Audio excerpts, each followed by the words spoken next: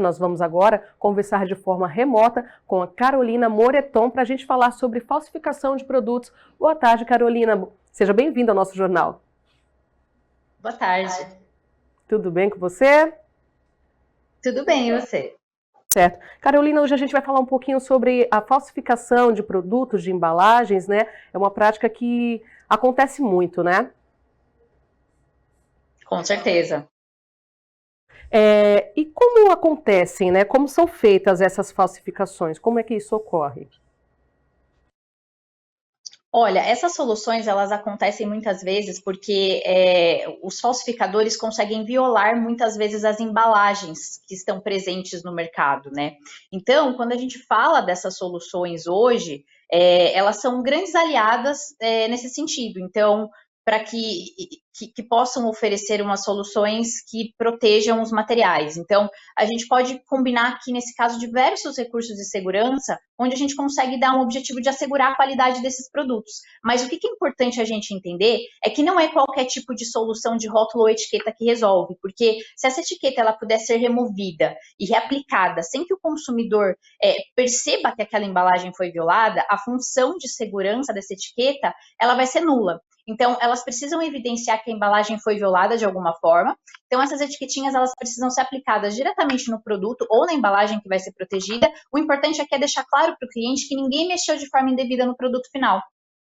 Certo. E como é que o consumidor ele consegue identificar se houve alguma falsificação? Olha, hoje existem diversas tecnologias, né, que podem ser oferecidas para isso. Eu vou comentar basicamente de duas categorias, que é soluções de etiquetas e rótulos anti-falsificação e anti-violação. Dentro da categoria de anti-violação, eu me refiro aqui a algumas soluções de etiquetas e rótulos que têm o objetivo de evidenciar uma possível tentativa de violação em uma embalagem. Então, as mais conhecidas, Void, que é uma etiqueta autoadesiva que vai revelar uma marca de violado quando ocorre aí a tentativa de abertura ou violação dessa embalagem, e essa etiqueta ela não pode ser reaplicada novamente porque ela perde a sua cola. Outra alternativa também, que é bem conhecida no mercado como casca de ovo, é uma etiqueta que é destrutível, então ela quebra em pequenos pedacinhos como se você estivesse descascando um ovo cozido, sabe? E quando ela é removida, ela não pode ser reaplicada porque ela é totalmente destrutível. Então, essas são algumas soluções dentro de anti-violação. E aí, dentro de anti-falsificação, aqui são algumas soluções que têm características únicas, que são difíceis de serem copiadas. E quando são integradas às etiquetas, elas permitem com que as autoridades ou os consumidores consigam distinguir o produto autêntico da sua falsificação. Essas soluções, elas geralmente são produzidas aí com um papel de segurança e eles têm umas fibras coloridas visíveis, fluorescentes, algumas que são perceptíveis só quando expostas à luz UV, igual a nota de dinheiro. Então, isso pode ser usado, por exemplo, em lacres para bebidas alcoólicas. Então, alguns exemplos de soluções que podem agregar aí no combate à falsificação. Certo. Então, você consegue deixar para o pessoal que está nos assistindo uma dica, se por algum acaso ele adquire um produto que não dispõe dessas embalagens, né, com essas soluções antifraude, como é que o consumidor consegue identificar isso?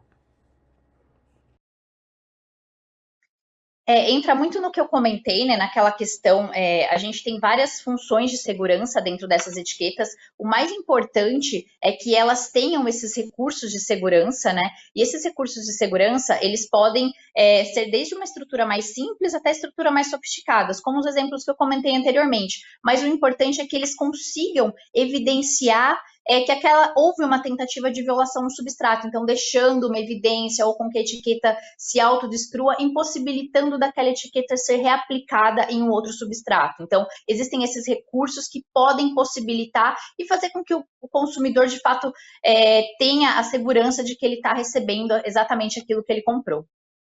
Certo, Carolina. Uma dúvida, as empresas, as responsáveis pelos, né, as donas dos produtos, se pode dizer assim, são responsáveis, no caso de falsificação, mesmo que o produto falsificado não tenha sido adulterado dentro de suas instalações, de repente no percurso, em algum momento? Sim, com certeza. Eu acho que assim, a prática da falsificação, ela está muito ampla, né, e atinge aí empresas desde pequeno, médio e grande porte. Então, qualquer tipo de empresa se encaixa dentro desse contexto. Os problemas com a falsificação ou a qualidade por a violação de uma embalagem acabam inevitavelmente recaindo sobre as marcas, que no final do dia têm a sua imagem afetada, e isso vai abrir caminho para que os consumidores e consumidoras busquem por marcas alternativas para consumo. Acaba vindo aí um prejuízo, né? Com certeza. Carolina, tem alguma plataforma, alguma rede social onde você fala um pouco mais sobre esse assunto, dá algum tipo de dica sobre esse assunto? Gostaria de deixar para o pessoal que está nos assistindo?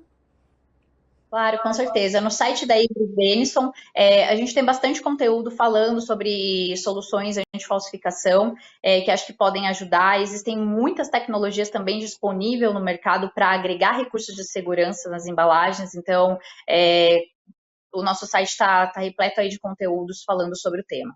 Repete um pouquinho para a gente, porque é um nome não deu para entender, acho que de primeira. Label.averybenison.com é o nome do site.